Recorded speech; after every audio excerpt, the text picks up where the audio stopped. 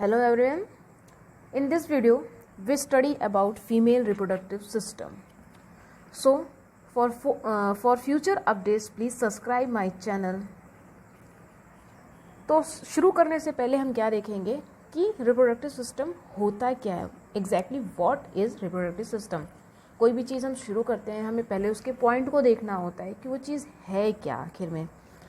तो the reproductive system of an organism also known as genital system, ये जो हमारा रिप्रोडक्टिव सिस्टम है उसको हम जेनाइटल सिस्टम भी कहते हैं, is the biological system made up of all anatomical organs. जो हमारा जेनाइटल सिस्टम होता है इसमें क्या होता है, हमारे सारे एनाटॉमी में आपने देखा होगा, इसमें हमारा फैलोपियन ट्यूब होता है, यूट्रस होता है, ओवरी होता है, इंटरनल ओस, एक्सटर्नल ओस, सर्विक्स, ये सारी चीज़ें होती हैं. मतलब इसमें हमारे सारे एनाटॉमिकल ऑर्गन्स होते हैं इन्वॉल्व इन सेक्शुअल रिप्रोडक्शन. ये हमारे सेक्शुअल एक्टिविटी के लिए, रिप्रोडक्शन के लिए हेल्पफुल होते हैं.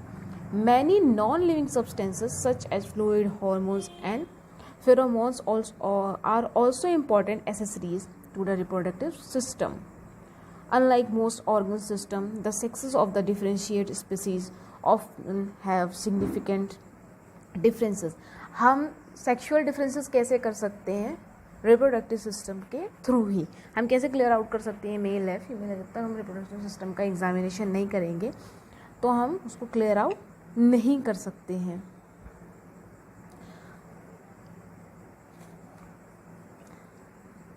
ओके अब हम फीमेल रिप्रोडक्टिव सिस्टम के बारे में देखेंगे. हमारे रिप्रोडक्टिव सिस्टम में दो डिवाइड होते हैं, मेल एंड फीमेल. तो बेसिकली आज हम लोग फीमेल पे फोकस करेंगे.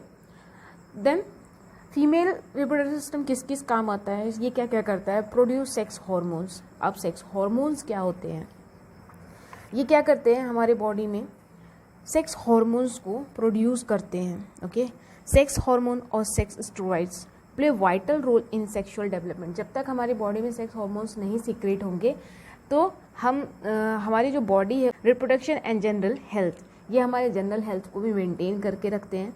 Sex hormones levels changes over time. जो हमारा सेक्स हार्मोन होता है ये टाइम टू टाइम डिक्रीज होता रहता है, इंक्रीज होता रहता है, फ्लक्चुएशन होता रहता है इसका. But some of the most significant change happen during puberty, pregnancy and menopause. लेकिन सबसे ज़्यादा हार्मोनल चेंजेस कब होते हैं, जब हम प्यूबर्टी पीरियड में होते हैं. ठीक है, 13 ईयर्स के बाद जब हम प्यूबर्टी एज में एंटर करते हैं देन हमारे बॉडी में जो हार्मोनल चेंजेस है वो शुरू हो जाते हैं. ओके, प्रेगनेंसी के टाइम पे, बिकॉज ओवरऑल बॉडी में अभी चेंजेस चल रहे हैं, एनाटॉमिकल चेंजेस भी होते हैं. यूट्रस छोटा होता है, यूट्रस का साइज इंक्रीज होने लगता है, ब्रेस्ट में चेंजेस आने लगते हैं, फेस में चेंज आती है. मतलब पूरा बॉडी सेटअप जो हमारा है, जो हमारा एनाटॉमी एक सेट है बॉडी का, वो चेंज होने लगता है प्रेगनेंसी के टाइम पे. उस टाइम पे भी क्या होता है, जो हमारे हार्मोन, सेक्स हार्मोन्स है वो भी थोड़ा सा फ्लक्चुएट होते हैं. एंड जब मेनोपॉज होता है, मेनोपॉज का मतलब होता है जब हमारी मेंस्ट्रुएशन साइकिल का एंड हो जाता है एट द एज ऑफ 45 और 50. ठीक है, मोस्टली 50 to 52 के एज में वुमेन्स में मेनोपॉज हो जाता है. Hormones are chemical messengers. Hormones क्या होती हैं, केमिकल मैसेंजर्स होती हैं. इससे पहले वाली क्लास में भी मैंने जब नर्वस सिस्टम पढ़ाया था तो उसमें मैंने बताया था कि हमारी बॉडी में जो हार्मोन्स होते हैं ये हमारे केमिकल मैसेंजर होते हैं, ये हमारे मैसेज को ब्रेन तक ले जाते हैं एंड उसमें से जो रिप्लाई आता है उसको हमारी बॉडी पार्ट तक पहुंचाते हैं. Hormones are chemical messengers that the endocrine glands produce and release into the bloodstream. ये कहाँ से सीक्रेट होते हैं, एंडोक्राइन ग्लैंड से. ये जो हमारे हॉर्मोन्स हैं जो हमारी केमिकल मैसेंजर की तरह काम कर रही है, ये कहाँ से प्रोड्यूस हो रहे हैं, हमारे एंडोक्राइन ग्लैंड से. और कहाँ पे होते हैं, and release into the blood stream. ये हमारी बॉडी में जो मैसेज लेके जा रहा है वो कोई, उसका काम कौन कर रहा है, हमारी ब्लड स्ट्रीम. हमारे ब्लड में ये एब्जॉर्ब हो जाते हैं एंड उसके थ्रू ये फ्लो आउट होके हमारे ब्रेन तक पहुंचते हैं जहाँ ये मैसेज रिसीव होता है. Hormones help regulate many bodily process such as appetite, sleep and growth. Sex hormones are also important for a range of body function and a person general health. In both male and female sex hormones are involved. Male ऐसा कुछ नहीं है कि female के लिए sex hormones ज़रूरी है, ये दोनों में, मेल एंड फीमेल दोनों में ही हेल्पफुल होता है during the time of puberty and sexual development. Puberty के टाइम पे ही सेक्सुअल डेवलपमेंट होने लगता है। रिप्रोडक्शन के टाइम पे सेक्सुअल डिज़ायर जब होती है तो हमारे हार्मोनल चेंजेस होते हैं। Regulating bone and muscle growth, inflammatory responses, regulating cholesterol level, promoting hair growth. Sex hormones level fluctuate throughout a person life. ऐसा कुछ नहीं है कि एक एज में हर इंसान के एक ही एज पे एक जैसा ही हार्मोन लेवल बैलेंस मेंटेन रहे। फ्लक्चुएशन डेली चलता रहता है थ्रू आउट लाइफ। जब तक इंसान है तब तक उसकी बॉडी में सेक्स हार्मोन्स का जो फ्लक्चुएशन है वो मेंटेन रहेगा। That can affect the level of female sex hormones include age पे डिपेंड करता है। मेंस्ट्रुएशन, अभी मैंने बताया मेनोपॉज जब होता है, ठीक है, puberty, pregnancy, menopause, stress and medication and environment. Stress, जब हमारी बॉडी बहुत ज़्यादा स्ट्रेस में रहती है तो भी हमारे जो हार्मोन्स हैं वो इम्बैलेंस होने लगते हैं, या हम कोई मेडिसिन ले रहे हैं, ठीक है, हमारा एनवायरनमेंट, हमारे आसपास का माहौल कैसा है वो भी हमारे हार्मोन्स को इफेक्ट करता है। Sex hormones imbalances can lead to changes in sexual desire and health problems such as hair loss, bone loss and infertility। जब बहुत ज़्यादा बॉडी में हार्मोनल इम्बैलेंस होने लगता है तो उस केस में क्या होता है, इनफर्टिलिटी, मतलब जो मदर है वो उसको कंसीव करने में प्रॉब्लम होने लगेगी। इसमें हमारे मेन 2 हार्मोन्स हैं, एस्ट्रोजन एंड प्रोजेस्टेरॉन, जो सबसे ज़्यादा रोल प्ले कर रहे हैं। Estrogen is probably the most well-known sex hormone, okay? Although the majority of the estrogen production occurs in the ovaries, the adrenal glands and fat cells produce overall amounts of estrogen too. Estrogen plays a crucial role in reproductive and sexual development, which begins when a person reaches puberty, okay? Now, what is progesterone? The ovaries, adrenal glands and placenta produce the hormone called progesterone. ये कौन produce कर रहा है? हमारी ovaries, हमारा adrenal gland and the placenta, ठीक है, ये क्या कर रहे हैं, हमारे बॉडी में प्रोजेस्टेरॉन को प्रोड्यूस कर रहे हैं। Progesterone level increase during ovulation. जब हमारा ओव्यूलेशन पीरियड चल रहा होता है उस टाइम पे क्या होता है, जो प्रोजेस्टेरॉन का लेवल होता है वो इंक्रीज हो जाता है and spike during pregnancy. Progesterone helps stabilize menstrual cycles and prepares the body for pregnancy। ये मेनली क्या करता है, हमारी बॉडी को प्रेगनेंसी के लिए प्रिपेयर करता है। Having a low level of progesterone can lead to irregular period। अगर हमारी बॉडी में प्रोजेस्टेरॉन लेवल कम है तो उसकी वजह से क्या होगा, जो हमारे पीरियड्स हैं वो इरेगुलर होगा। ये क्या करता है, मंथली हमारी जो मेंस्ट्रुअल साइकिल है उसको मेंटेन करके रखता है, हमारी बॉडी को प्रेगनेंसी के लिए प्रिपेयर करता रहता है। एंड डिफ़िकल्टी इन कंसीविंग, अगर इरेगुलर पीरियड होगा तो उसको कंसीव करने में प्रॉब्लम होगा एंड उसको क्या होगा, कॉम्प्लिकेशंस के चांसेस रहेंगे ड्यूरिंग प्रेगनेंसी। नेक्स्ट है हमारा प्रोड्यूस एग। ये क्या करता है, एग्स प्रोड्यूस करता है। उस एग्स को हम क्या कहते हैं, ओवा, ठीक है। Support and protect developing embryo. ये क्या करता है, सपोर्ट करता है एंड प्रोटेक्ट करता है जो हमारा एम्ब्रियो है वो जब डेवलप होता है, ठीक है। Give birth to new baby. ये एक न्यू बेबी, एक न्यू ऑफस्प्रिंग को बर्थ देने में हेल्प करता है। हमारे जो मेजर ऑर्गन्स हैं फीमेल रिप्रोडक्टिव सिस्टम के वो हैं हमारे सर्विक्स, वेजाइना, ओवरीज जिनको हम गोनाड्स भी कहते हैं, uterine tubes, fallopian tubes that is also called fallopian tubes and uterus. पहले हम देखेंगे सर्विक्स, द लोअर पोर्शन और neck of the uterus.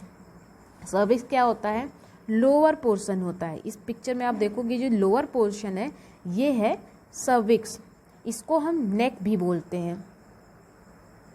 Neck of the uterus, ये यूट्रस की गर्दन है। यूट्रस को आप हेड समझ लो, ये ऊपर का पार्ट जब आप देखोगे तो समझ लो ये गर्दन है, ये नीचे की तरफ जब देखोगे तो ये नेक है, तो इसको हम लोअर पोर्शन और नेक ऑफ द यूट्रस भी कहते हैं। The cervix is lined with mucus.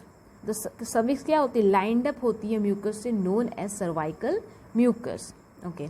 Cervical mucus provides lubrication. ये क्या करता है, जो हमारी सर्वाइकल म्यूकस है वो क्या करते हैं, ल्यूब्रिकेशन में हेल्प करते हैं and sperm transport during sexual intercourse. जब सेक्सुअल इंटरकोर्स हो रहा होता है तो उसको एक पाथवे देते हैं, स्पर्म को एक ट्रांसपोर्ट पाथवे देते हैं ताकि वो यूट्रस तक पहुंच सके। During ovulation secretion of cervical mucus, जब ओव्यूलेशन पीरियड चल रहा होता है तो उस टाइम पे क्या करता है, सर्वाइकल म्यूकस का सिक्रेशन करवाता है, increase in response to oestrogen. But when a egg is ready for fertilization the mucus then becomes thin and slippery. जब जो एग है वो फर्टिलाइजेशन के लिए रेडी होता है तो उस टाइम पे क्या होती है, जो म्यूकस होती है वो थिन हो जाती है और स्लिपरी हो जाती है, offering a friendly environment to sperm at the end of the pregnancy. ठीक है, the cervix act as the passage. आप जानते हो प्रेगनेंसी के टाइम पे हमें पावर पैसेज पैसेंजर की ज़रूरत होती है, तो यहाँ पे पैसेज हमारा सर्विक्स होता है, पैसेंजर बेबी होता है, एंड पावर जो मदर लगा रही है। तो द सर्विक्स क्या एक पैसेज की तरह हेल्प कर रहा है, एक कैनाल बना रहा है ताकि बेबी का जो है वो आराम से यूट्रस से वेजाइना से होते हुए वो इस दुनिया में आ सके। The cervical canal expand to रफली 50 time its normal with for the passage of the baby during birth. The vagina a muscular ridged sheath connecting the external genital to the uterus. ये वेजाइना क्या करता है, ये एक जो हमारा external genital है उसको किससे कनेक्ट करता है, यूट्रस से। अगर ये कनेक्टेड नहीं रहेंगे तो ड्यूरिंग इंटरकोर्स जो स्पर्म है वो हमारे यूट्रस तक नहीं पहुंचेगा।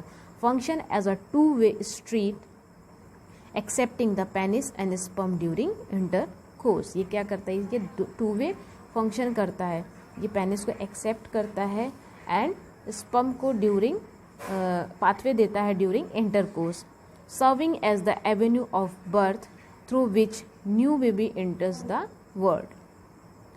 अब एक्सटर्नल एंड इंटरनल जेनाइटेलिया।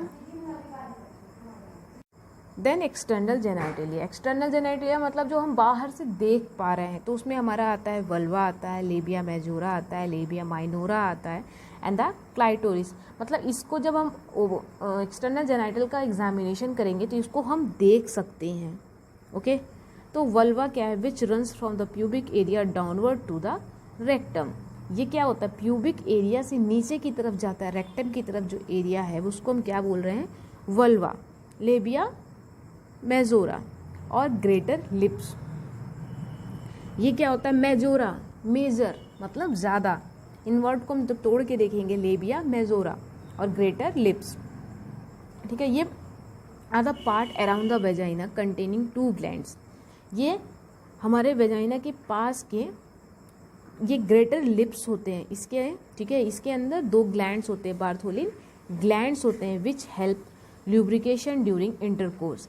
जब हमारी सेक्सुअल डिज़ायर इंक्रीज होती है तो बॉडी से हमारे वेजाइना से ल्यूब्रिकेंट सिक्रेशन स्टार्ट हो जाता है ताकि जो इंटरकोर्स है वो इजी हो सके, एक ल्यूब्रिकेशन पाथवे देता है। ठीक है, इसको बार्थोलिन ग्लैंड से ही कंट्रोल किया जाता है, मतलब जो बार्थोलिन ग्लैंड है वो इसमें हेल्प करता है। लेबिया माइनोरा, माइनर मतलब छोटा, इसको हम छोटी लिप्स भी बोलते हैं। Are the thin hairless ridges at the entrance of the vagina. Labia majora पे हेयर्स प्रेजेंट है पर लेबिया माइनोरा पे हेयर्स नहीं है। आर थिन हेयरलेस, पतली हेयरलेस रिजेस होती है, रिजेस मतलब एक ब्रिज टाइप का आप कह सकते हो, at the entrance of the vagina, vagina के पास, which joins behind and in front they split to enclose the clitoris. Front में वो क्लोज होके क्लाइटोरिस को इंक्लोज कर देती हैं, क्लोज कर देती हैं। ठीक है, the clitoris is small P shaped structure. Clitoris एक पी शेप्ड स्ट्रक्चर होता है। It plays an important part in sexual excitement in female. ये इम्पॉर्टेंट रोल प्ले करता है ड्यूरिंग सेक्सुअल एक्साइटमेंट। ठीक है, ये पिक्चर है, इसमें आपको डिफरेंट जो फीमेल एक्सटर्नल जेनाइटेलिया का पार्ट है वो शो किया हुआ है। देन द यूरेथ्रल ओरिफाइस और external urinary opening is below the clitoris. जो यूरिनरी ओपनिंग होती है वो कहाँ होती है, just below the clitoris on the upper wall of the vagina and in the passage for urine. ठीक है, opening of the vagina is separated from the urinary opening and located below it. The hymen is a thick circumscribed fold of tissue which partially covers the opening of the vagina. hymen क्या होता है? Mostly आपने सुना होगा, वह hymen को हम virginity proof रखते हैं, ठीक है। ये एक पतली सी शीट होती है, ठीक है, जो कहाँ पे होती, कवर करती है ओपनिंग ऑफ द वेजाइना, ठीक है, जिससे ये क्लियर आउट हो सकता है कि जो फीमेल है वो वर्जिन है या नहीं। ऐसे ही हमारी जो ओल्ड सिनेरियो थी, ओल्ड थिंकिंग सिनेरियो थी, ऐसा उसमें चलता था। But according to doctors, according to our medical scenario, ये एक पतली सी शीट होती है जो हल्के से फोर्स से, जब हम साइकिलिंग कर रहे होते हैं या हम कोई गेम खेल रहे होते हैं या हमारी कोई एक्सीडेंट या इंजरी होती है, उसमें भी ये ब्रेक डाउन हो जाता है। Medically it is no longer considered to be 100% proof of female virginity. ऐसा कुछ नहीं है कि अगर आपकी हाइमन ब्रेक डाउन हो गई है तो आप वर्जिन नहीं है। Then ovaries also known as female gonads. Ovaries को हम क्या कहते हैं? फीमेल गोनाड्स कहते हैं। They produce eggs also called ova. Eggs, जो फीमेल एग्स होता है उसको हम क्या कह रहे हैं? ओवा कह रहे हैं। Every female is born with a lifetime supply of eggs, ठीक है। Lifetime supply of eggs का मतलब है फीमेल जब तक वो जिंदा है उसकी लाइफ टाइम वो एग प्रोड्यूस करती रहेगी। They also produce hormones. ये ओवरीज क्या करती हैं? हॉर्मोन्स को भी प्रोड्यूस करती है। कौन से hormones? Oestrogen and progesterone. Oestrogen progesterone क्या होता है उसको हम ऑलरेडी पढ़ चुके हैं। देन फैलोपियन ट्यूब, इसको हम यूट्राइन ट्यूब्स भी कहते हैं, ठीक है। Stretch from the uterus to the ovaries, ये कहाँ से शुरू होता है? यूट्रस से लेके ओवरीज तक। And major about 8 to 13 centimeter. इसकी लेंथ कितनी जाती है? 8 to 13 centimeter. The ends of the fallopian tubes lying next to the ovaries, ये कहाँ पे ख़त्म होती है? जस्ट ओवरीज तक। Feather into the ends called fimbriae, जिसके एंड होते हैं उसको हम क्या कह रहे हैं? Fimbriae, okay. Millions of tiny hair like cilia line the fimbriae and interior of the fallopian tubes. The cilia beat in waves 100 of times a second, catching the egg at ovulation and moving it through a tube to the uterine cavity. Fertilization typically occurs in the fallopian tube. ये हम picture में है। First number जो है यहाँ पे है release of egg from ovary, ovary से एग रिलीज हुआ, फेलोपियन ट्यूब में पहुँचा। Secondly egg reaches at the mid point of fallopian tube, ये हमारा जो पाथवे है ये हम किसको क्या कह रहे हैं? फेलोपियन ट्यूब है ये हमारा। Where it is fertilized by sperm, ये किसके साथ फर्टिलाइज होगा? स्पर्म के साथ होगा। थर्ड, ये हमारी यूट्रस की लेयर है। Implantation of fertilize egg into endometrium of uterus. Then uterus, okay. Pear shaped muscular organ in the female reproductive tract. Uterus का शेप कैसा होता है? Pear shaped. The fundus is the upper portion of the uterus, जो uterus का upper portion होता है उसको हम फंडस कहते हैं, ठीक है। The fundus is the upper portion of the uterus where pregnancy occur. The cervix the lower portion of the uterus that connects with the vagina and serves as a sphincter to keep the uterus close during pregnancy until it is time to deliver a baby. जो uterus का upper part है वो funds है and जो lower part है उसको हम क्या कह रहे हैं? सर्विक्स, जो क्या करता है? वेजाइना से कनेक्ट करके रखता है एंड जो स्पिंचर्स को कंट्रोल करता है, स्पिंचर्स को क्लोज करके रखता है ड्यूरिंग प्रेगनेंसी, जब तक डिलीवरी का टाइम ना आ जाए।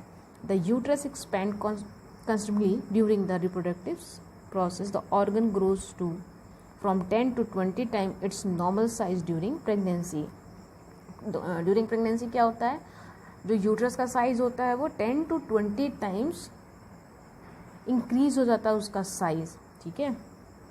Then the main body consist of a thin outer coat of muscles, myometrium and inner lining of vascular granular material, endometrium, ठीक है।